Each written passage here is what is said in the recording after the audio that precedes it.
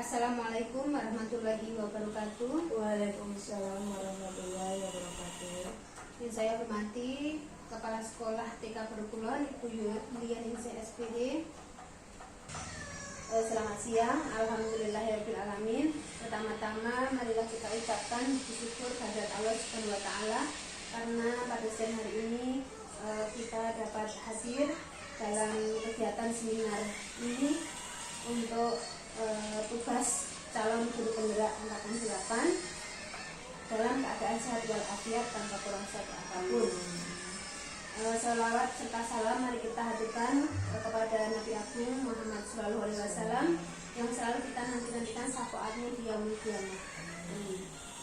Pertama-tama saya ucapkan terima kasih kepada Ibu Kepala Sekolah yang telah menyempatkan waktu untuk berdiskusi kecil di sini bersama saya terkait dengan budaya positif. Saya juga mengucapkan terima kasih yang setulus-tulusnya karena Ibu bersedia menemani saya untuk 1 jam 2 jam ke depan terkait dengan pembahasan budaya positif di lembaga kita di TK Perpuluhan.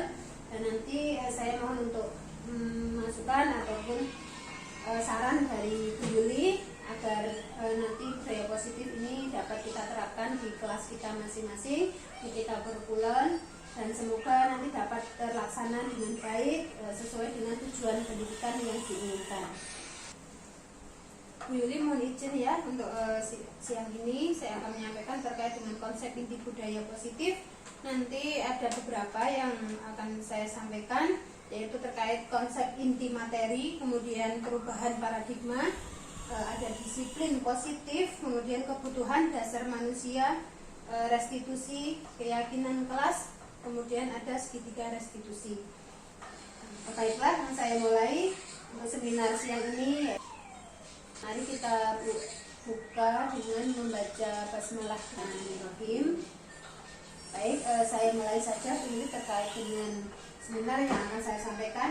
Saya mohon izin duduk ya Bu Yuli. Ya. Jadi Bu Yuli, tujuan kita seminar kecil ya, seminar sederhana di siang ini adalah untuk tujuan saya menyebarkan pemahaman Bu dan penerapan pengalaman budaya positif untuk saja di sekolah kita.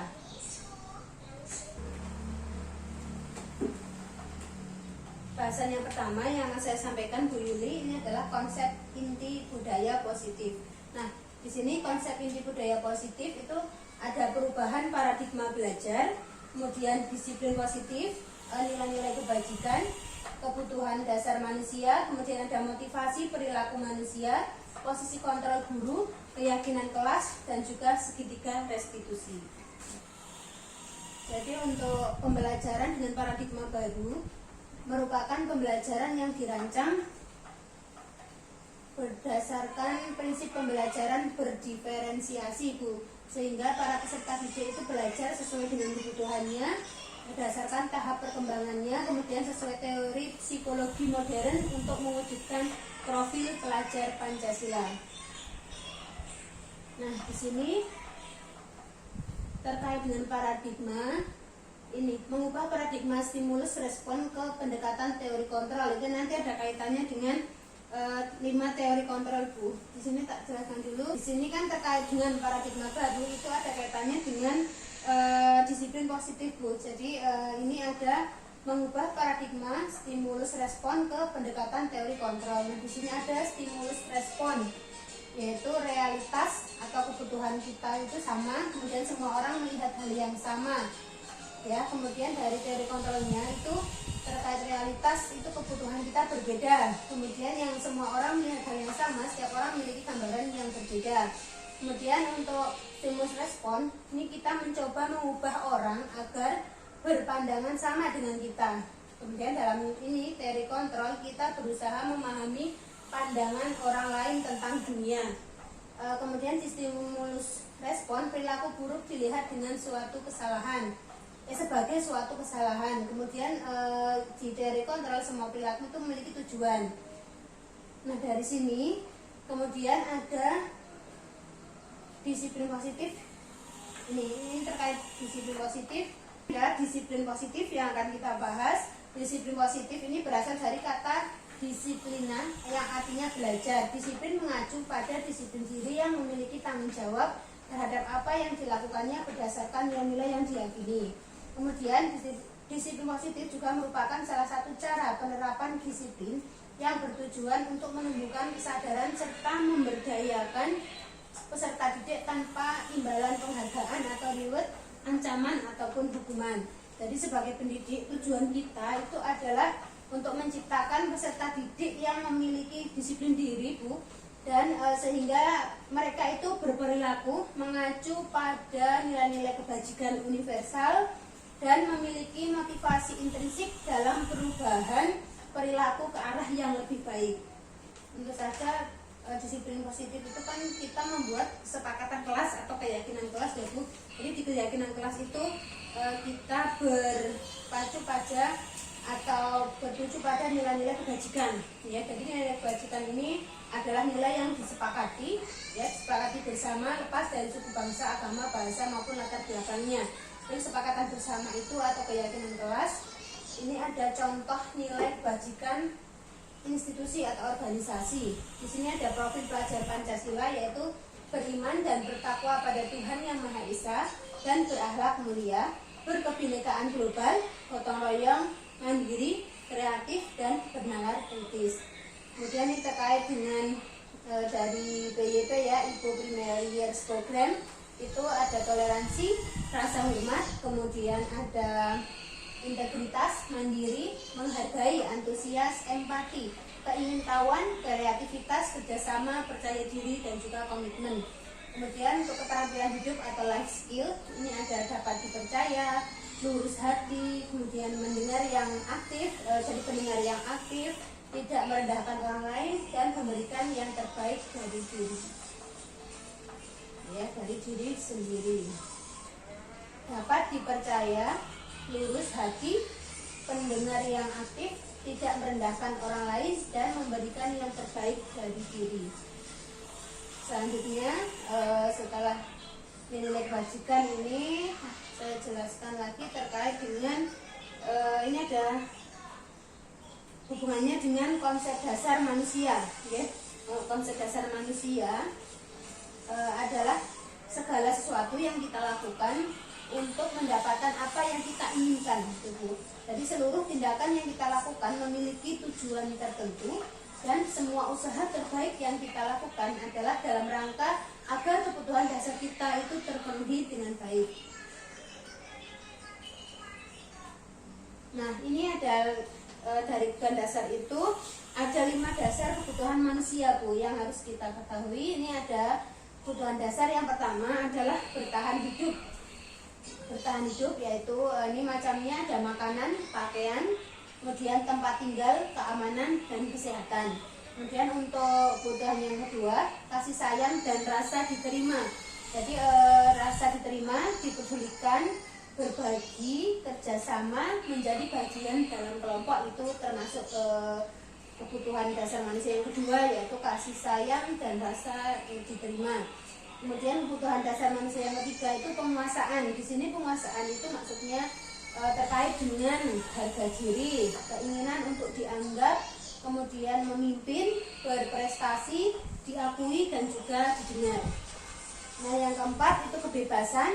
Kebebasan itu meliputi mandiri, jadi memiliki pilihan, mencoba hal-hal baru, kemudian mampu mengendalikan arah dirinya. Itu. Kemudian yang kelima kesenangan, yaitu bermain, humor, ya. Kemudian antusiasme dan tertawa. Ini termasuk dengan ada hubungannya dengan hati, ya, dengan rasa, terkait dengan kesenangan. Nah, di sini juga ada terkait dengan 5 posisi kontrol guru. Jadi sebagai guru kita harus memahami 5 posisi kontrol, yaitu ada penghukum, ada pembuat rasa bersalah, sebagai teman, kemudian pemantau, dan juga sebagai manajer. Nah, untuk perilaku manusia itu ada motivasi secara intrinsik maupun secara ekstrinsik, ya, dari luar maupun dari dalam diri manusia sendiri. Nah, untuk menghindari ketidaknyamanan atau hukuman itu termasuk dari motivasi ekstrinsik atau motivasi dari luar. Kemudian untuk mendapatkan imbalan atau penghargaan dari orang lain itu juga motivasi ekstrinsik. Nah, yang termasuk motivasi intrinsik itu untuk menjadi orang yang mereka inginkan dan menghargai diri sendiri dengan nilai-nilai yang mereka percaya. Selanjutnya, nah di sini ada terkait dengan tadi hukuman, konsekuensi, dan restitusi. Nah, ini yang dinamakan hukuman tadi itu, hukuman itu tidak terencana atau secara tiba-tiba ya adanya hukuman. Kemudian hukuman itu murid tidak tahu apa yang akan terjadi atau tidak dilibatkan. Kemudian hukuman itu bersifat satu arah, dan juga hukuman itu berupa hukuman fisik ataupun psikis.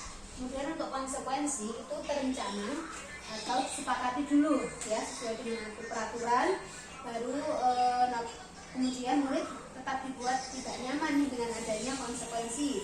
Jadi apa yang dilakukan oleh murid itu dia akan mendapatkan konsekuensinya, dan juga sikap guru selalu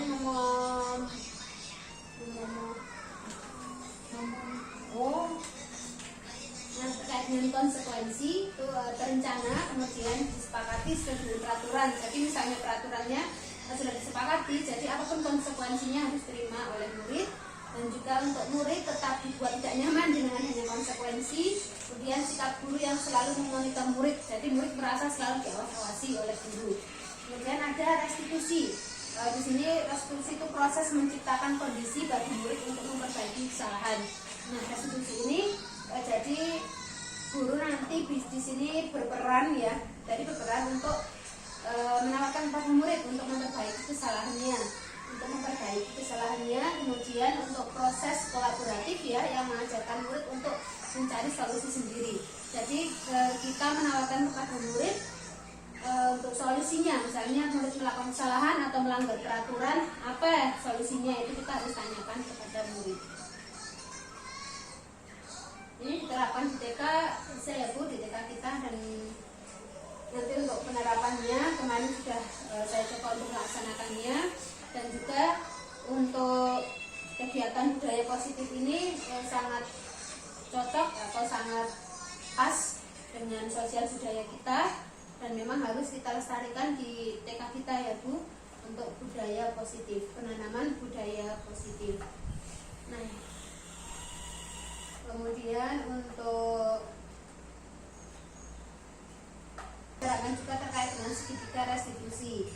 Di sini segitiga restitusi ini ada kaitannya dengan keyakinan kelas ya, kemudian kebutuhan dasar manusia, terutamanya ini perubahan paradigma pembelajaran, kemudian untuk menuju ke disiplin penerapan disiplin positif. Segitiga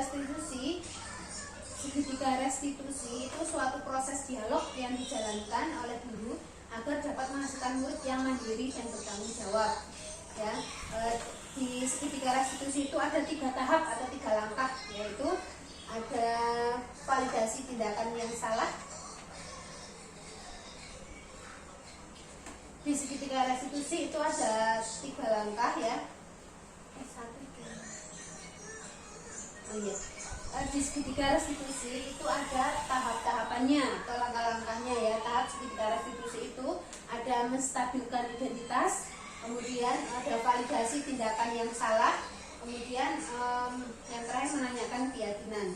Jadi di situ prosesnya ada 3. Jadi setiap anak yang melakukan kesalahan atau melanggar peraturan, kita akan mengikuti atau melakukan langkah atau tahap di segitiga restitusi ini.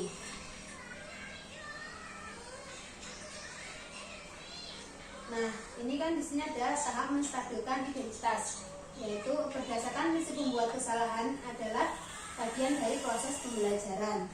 Di sini menstabilkan identitas itu misalnya kata-katanya seperti ini: berbuat salah itu wajar, tidak ada manusia yang sempurna. Jadi ibu bapak juga pernah melakukan itu. Nah, ini adalah kata-kata contoh untuk menstabilkan identitas ya. Kemudian untuk validasi tindakan yang salah ya, berdasarkan prinsip setiap perilaku berupaya memenuhi suatu kebutuhan tertentu ya. Jadi misalnya ini contohnya kata-katanya, kamu pasti punya alasan mengapa melakukan hal itu. bisa melakukan yang lebih buruk dari ini ya gitu. Jadi kita memvalidasi ya tindakan yang salah yang dilakukan anak, jadi kita validasi dengan kata-kata yang seperti ini. Contohnya, kamu patut bangga karena telah menjadi sesuatu yang penting buatmu. Ini kayak semacam pembelaan diri kalau menurut saya. Nah, kemudian menanyakan keyakinan. Berdasarkan prinsip teori kontrol bahwa pada dasarnya kita termotivasi secara intrinsik ya dari dalam diri kita. Misalnya kita dari teori ini menanyakan keyakinan. Jadi apa keyakinan kelas kita? Mengingatkan anak kita terkait dengan keyakinan kelas. Jadi apa yang dilakukan anak itu melanggar keyakinan kelas apa tidak. Kemudian nilai-nilai apa yang telah disepakati bersama. Nah, itu kita tanyakan ke anak. Nanti anak akan menjawab apakah anak tersebut ingat nilai apa yang telah kita sepakati bersama. Kemudian kamu ingin menjadi orang yang seperti apa? Kita tanyakan ya terkait dengan ini kan keyakinan yang dimiliki oleh anak, jadi kita harus tanyakan.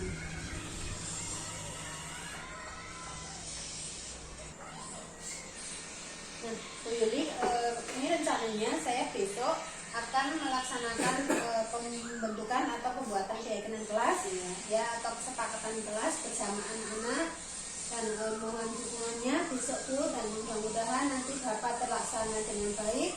Kemudian untuk keyakinan kelas yang akan saya buat itu besok menyesuaikan dengan keadaan kelas saya, kemudian nanti menyesuaikan dengan lingkungan kita juga agar dapat terlaksana, karena kalau terlalu banyak terkait dengan kesepakatan atau keyakinan kelasnya nanti malah tidak tercapai.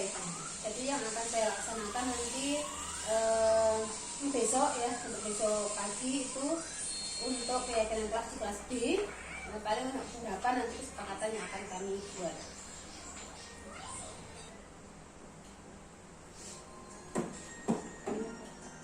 Di kelas A ya, ada kelas A, keyakinan di kelas A, kemudian ada keyakinan kelas nanti di kelas B. Jadi nanti masing-masing guru akan membuat keyakinan di kelas A. Nah, ini terkait dengan budaya positif tadi sudah saya sampaikan, dan terkait dengan budaya positif ini ada juga keyakinan kelas nanti yang akan dibuat di kelas A dan juga di kelas B.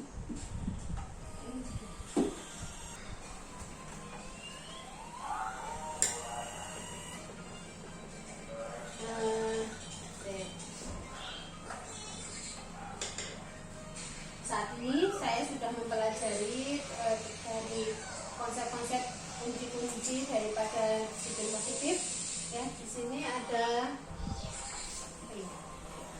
pengalaman dan pembelajaran yang saya dapatkan setelah menerapkan konsep-konsep inti materi, yaitu ada perubahan paradigma, kemudian disiplin positif, kebutuhan dasar manusia, restitusi, kemudian keyakinan kelas dan segitiga restitusi. Itu menambah wawasan untuk saya, kemudian menambah pengetahuan, kemudian memotivasi saya untuk memperbanyak ragam main, memperbanyak kegiatan di taman kanak-kanak Merugulon, kemudian menerapkan budaya positif tentu saja, dan mendukung anak-anak untuk dapat melaksanakan keyakinan kelas dengan sebaik-baiknya. Baik Bu Yuli, untuk materi yang saya ingin sampaikan sudah selesai, sudah semuanya saya sampaikan, sudah saya paparkan di seminar tadi. Untuk itu izinkan saya untuk menutup seminar pada siang hari ini. Semoga membawa manfaat untuk kita semuanya dan dapat memajukan TK kita. Dan terima kasih sekali lagi saya ucapkan. Mohon maaf yang sebesar-besarnya atas kesalahan dan kekurangan saya. Wabillahi taufiq wal hidayah. Wassalamualaikum warahmatullahi wabarakatuh. Waalaikumsalam warahmatullahi wabarakatuh.